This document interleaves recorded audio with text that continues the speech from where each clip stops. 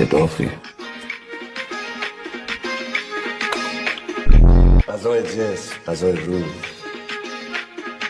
فارسی صحبت، ترجمه.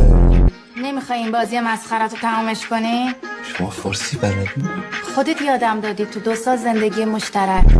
2 سال زندگی مشترک با شما؟ بس کن داریوش. یا ابوالفضل داریوش دیگه که چرا من هی دارم زیاد میشم؟ یعنی میخوای بگی اسم واقعیتم یادت نمیاد یا دوست داری گرگ صدات کنه؟ آقا مگه نمیگی من اصلا کنم زنجیر رو باز کن با هم بریم زندگی مشترکمون رو شروع کنیم تماشا. توی بیشرف 5 سال پیش منو قال گذاشتی رفتی. اشتباه گرفتی عزیز جان. من انقدر خر نیستم که عزیزی مثل شما رو ول کنم، وگرنه اگه با من بود که 8 بچه ازت میآوردم.